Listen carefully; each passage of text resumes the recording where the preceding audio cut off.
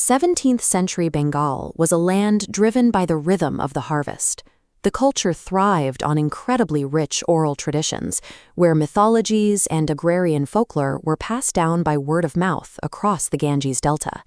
But if you tried to write those stories down, you faced a structural wall. The Bengali language was a sprawling web of regional dialects. It lacked a standardized grammar and had no fixed rules for formal prose. The colonial era shifted this dynamic. European merchants and Christian missionaries arrived, bringing with them a different set of linguistic priorities and the printing press. The missionaries faced an immediate problem. Preaching required the local tongue, but translation required a deciphered language.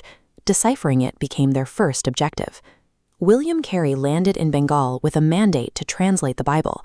To do that, he had to first map the complex sounds and syntax of the local vernacular. Carey applied a systematic logic to the sounds. He took Bengali sentences and broke them down into components: subject, verb, and object. By using analytical frameworks from Sanskrit and English, he imposed universal rules on a language that previously lacked them. In 1806, Carey published the first comprehensive Bengali grammar book, followed by a meticulous dictionary that archived local proverbs and idioms for the first time. These rules were standardized at Serampore College. It served as an institutional hub where native scholars could train in this new linguistic framework. By engineering the most efficient way to translate a religious text, these missionaries built the linguistic foundation for modern Bengali prose. They handed local writers a unified, powerful toolkit. Building on that foundation required an artist willing to break the rules. Madhusudan Dutt lived in a liminal space.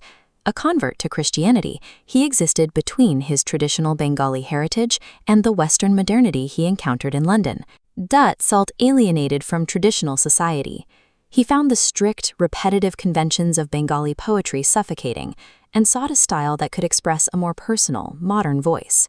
He looked to poets like Milton and Byron for a new model. Dutt imported Western literary forms, the sonnet, the epic, and blank verse, and forced them into the Bengali language. Dutt's internal conflict provided the friction necessary to crack open the traditional rules of poetry, making the individual's perspective the center of the narrative. You can see the impact in his masterpiece, Meghnad Badh Kavya. He took an ancient Indian myth and reframed it through a modern, psychological lens. He wove Western romanticism into the story, making mythological characters grapple with human emotions like existential doubt and personal integrity.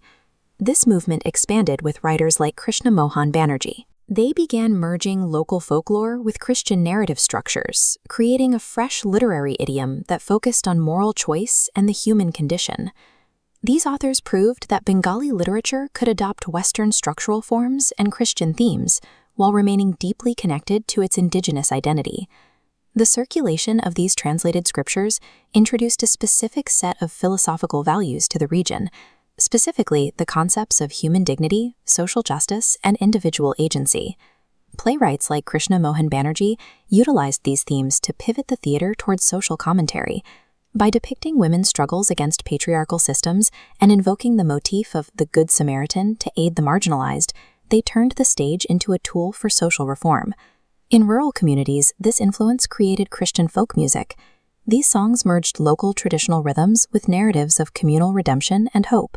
By absorbing the ethics within these religious texts, the region's writers gained the philosophical vocabulary necessary for modern social movements. This synthesis eventually reached literary giants like Rabindranath Tagore. While he was not a Christian writer, the structural and philosophical innovations of the missionary era provided the environment where his own humanistic poetry could flourish. Today, scholars like Father Marino Rigone and Dr. Milton Biswas continue to study this era, mapping how the interplay of faith and literature transformed Bengali culture. This era created a permanent cultural synthesis that defined the region's modern literary identity.